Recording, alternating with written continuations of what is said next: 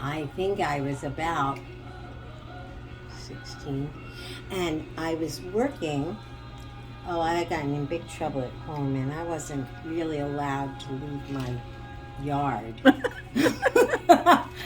Because I had gotten in a lot of trouble with throwing a Christmas party when my parents were out at the company party, and they left me in charge, and I was supposed to be responsible. Well, I only invited a few people, Right.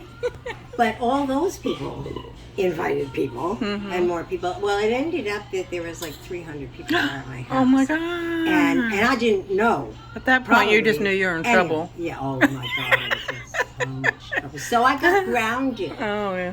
for the entire summer. So anyway, I had to get a job, and I had a job at Macy's in New York.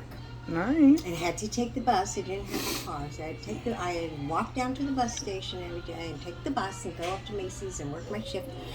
And then I used to take the bus home, and I had to walk back home.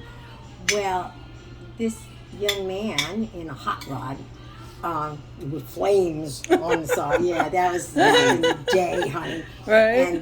And he came by one day and he stopped and asked me if I would like a ride, and I said, no, thank you. And he went on, and then the next day I came home, he came by again and told me he'd like to give me a ride home, and I said no. So this went on for a couple of days. He was really cute. I mean, really cute. But I was kind of afraid because I didn't know who he was. Right. So one day, another day after, I was walking down the street on my way home, and his car was parked on the side of the road. And he was standing there against the car, and looking really cute. sexy. Yeah, really sexy. And his hot rod he car said, with fire. If you don't want to take a ride with me, why don't you let me walk you home? Oh my God, he's a player! So I told him, well, yeah, but I was a scaredy cat. Yes. And so I You're said, young. okay, well, I'll let you walk me home.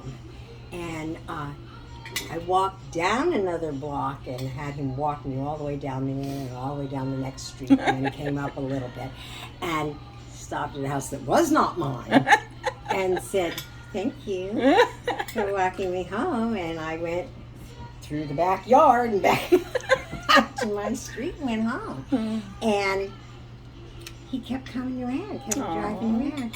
And finally, one day I let him, what am I looking for? No, I was getting the Finally one trees day, off the top. No? I thought, it can't all be bad. He's wasting an awful lot of time on me. Right. And I let him drive. And you're me. talking on the way home, right? He's Yeah, talking. we talked, and he wanted to take me to the car races because he had hot rods that he raced. And I said, okay, I'll ask my parents. Well, Back in the late 50s or 60s, right? Don't let him I take was- on my stuff. I I'm was- going to the bathroom. Okay, honey, we're going. I was about 16, getting ready to turn 17, I'm sure.